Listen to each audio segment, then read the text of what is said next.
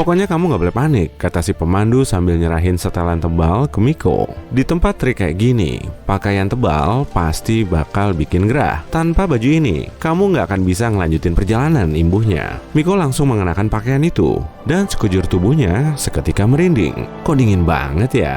Si pemandu kemudian ngejelasin kalau itu kain pendingin unik. Pakaian tersebut bisa melindungi Miko dari sengatan hawa panas di dalam gua. Si pemandu juga memberinya masker dan tangki oksigen. Kita mau nyelam nih, kata Miko. Enggak, tapi paru-parumu bisa kemasukan air loh kalau nggak pakai alat itu. Lutut Miko seketika lemas, dan dia pengen mengurungkan niatnya untuk ngelanjutin perjalanannya. Selamat datang di salah satu gua paling berbahaya di dunia, kata si pemandu saat dia memasuki ruang gelap di sebuah kaki gunung.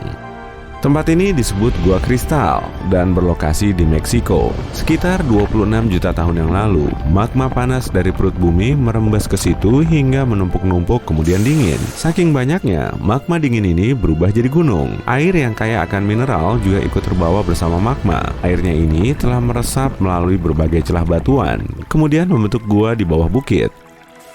Tapi kok air hangatnya kelihatan aneh ya? Seakan-akan fenomena ini cuma terjadi di planet lain. Miko langsung menuruni tali sambil nyalin senter di tengah kegelapan.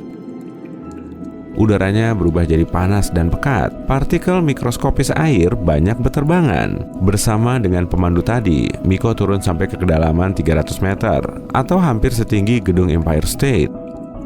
Suhu di situ semakin panas, rasanya seperti mereka sedang mendekati inti bumi. Wah, akhirnya sampai juga. Mereka langsung melompat ke tanah padat. Pemandu tadi langsung memakai masker oksigen dan meminta Miko untuk memakainya juga. Kamu nggak akan bisa bernafas di lingkungan selembab dan seasam ini. Paru-parumu akan kemasukan banyak air dan akibatnya bisa fatal. Bagi Miko, udara di situ sangat tebal dan berkabut. Suhunya mencapai 58 derajat Celcius, lebih ngebul dari gurun terpanas di dunia. Miko menyalakan senternya lagi dan ngelihat objek besar berwarna putih yang bersinar terang. Rupanya, di situ ada balok kristal raksasa yang mencuat dari tanah, dan sisi gua dipenuhi kristal besar serupa. Semua balok ini memanjang ke berbagai penjuru, menempel di langit-langit dan dinding gua. Di beberapa tempat, balok ini menghalangi jalan, tapi ada juga yang membentuk struktur mirip jembatan. Miko mulai memanjat salah satu balok itu dan berjalan di atasnya. Si pemandu kemudian ngejelasin tiap kolom yang terbuat dari gipsum. Bahan ini juga digunakan untuk menghasilkan material bangunan Eternit. Karena penasaran, Miko mulai nyentuh permukaan yang keras. Kayaknya struktur ini dibuat oleh peradaban kuno deh.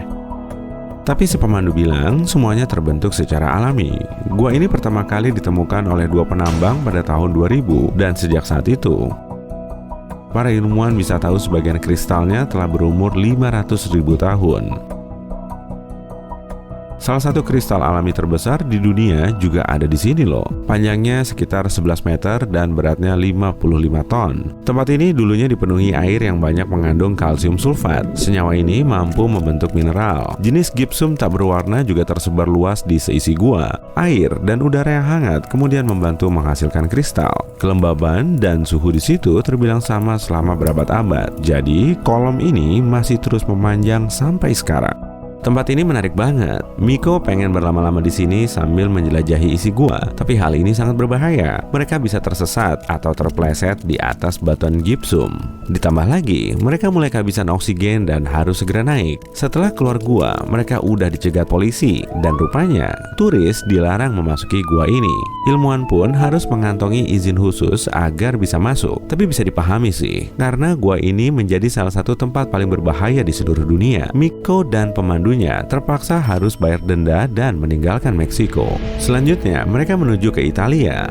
Wah, untung kamu bawa kamera berkualitas, kata si pemandu. Kita udah sampai di salah satu gua tercantik di dunia nih. Jadi, kamu perlu peralatan mantul untuk mendokumentasikan keindahannya. Mereka sudah berada di atas perahu kecil menuju pesisir Pulau Capri di Italia. Dan untungnya, kali ini nggak akan ada bahaya lagi. Perahu mereka mulai mendekati celah kecil di dalam gunung menuju pintu masuk The Blue Grotto, alias Gua Biru. Lubangnya sangat kecil, jadi cuma bisa dilalui satu perahu. Wah, mereka telah memasuki dimensi lain. Gua itu dipenuhi banyak air dan dindingnya disinari cahaya biru yang berasal dari dalam danau. Miko mulai menjepret gua dan pintu masuknya yang dihiasi cahaya putih terang. Itulah sinar matahari yang menerangi gua saat mereka masuk. Tapi di bawah air masih ada lubang lain. Sinar matahari bisa menembus dan menyoroti lubang ini dengan cahaya biru. Sayang banget ya, mereka nggak bisa berlama-lama di sini. Gua selanjutnya berlokasi di Selandia Baru, tepatnya di North Island. Di situ terdapat struktur bawah tanah dengan gua yang berkelok-kelok. Semua gua ini terbentuk sekitar 30 juta tahun yang lalu. Kedua cowok itu mulai memasuki pintu gua yang gelap gulita. Lalu Miko menyalakan senternya lagi. "Nggak usah dibawa," ucap si pemandu. "Nanti nggak bakal kamu pakai kok." Setelah sampai di dalam, Miko langsung kaget bukan kepalang. Seisi gua dipenuhi cahaya alami yang bersumber dari kunang-kunang. Dan warnanya biru cantik. Hal seunik ini ternyata bisa terjadi di bumi loh. Pintu masuknya diberi pembatas agar kunang-kunang di situ tetap aman. Para saintis juga menggunakan peralatan otomatis untuk memonitor gua. Mereka mengamati suhu dan kadar karbon dioksidanya agar kehidupan hewan cantik itu tetap terjaga. Kalau gua ini dimasuki banyak orang, kadar karbon dioksidanya akan naik. Jadi, waktu kunjungan mereka juga dibatasi. Miko dan pemandunya diminta untuk segera meninggalkan gua. Selanjutnya, kita bakal ngeliat fenomena nyermin, kata si pemandu. "Kamu udah siap kan?" Perjalanan mereka berlanjut ke California, menuju Morning Cavern. Penampilan luar gua ini kelihatan biasa-biasa aja, tapi pemandu itu mulai gugup dan ketakutan. Kedua cowok itu mulai memasang tali di ikat pinggang mereka dan mulai menuruni gua sedalam 50 meter, atau kurang lebih setinggi gedung 15 lantai. Ukurannya nggak begitu besar dibanding gua kristal tadi. Semakin ke bawah, suasananya semakin dingin, gelap, dan hening. Mereka terus terbuai dalam keheningan mencekam. "Apaan tuh?" tanya Miko yang masih kaget. "Di bawah situ kok kayak ada suara."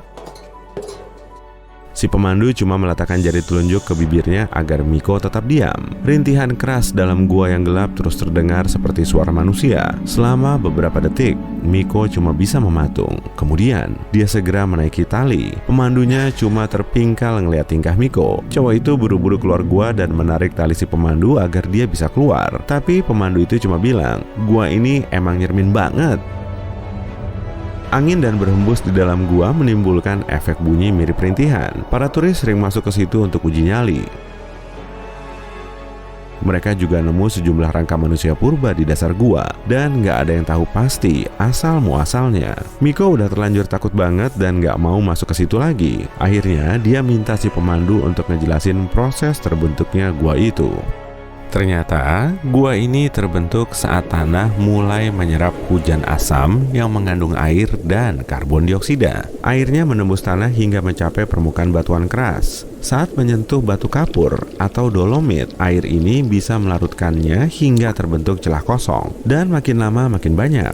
Hujan terus turun dan airnya terkumpul di area ini. Lalu, terbentuklah anak sungai atau sungai bawah tanah. Setelah itu, terjadi erosi batuan keras. Ribuan tahun kemudian, ruang kosong tersebut bisa dimasuki orang dan berubah jadi gua. Saat berpadu dengan stalaktit dan stalagmit, erosi bisa ngebentuk celah dan kolom yang menawan. Nah, kamu udah tahu perbedaan antara stalaktit dengan stalagmit belum nih? Jadi, stalaktit adalah struktur yang menggantung dari langit-langit gua, sedangkan stalagmit mencuat dari lantainya. Proses pembentukan lanskap bawah tanah kayak gitu bisa berlangsung selama 1.000.000 tahun. Jadi, saat memasuki tempat-tempat ini, kamu akan bersinggungan dengan zaman purba.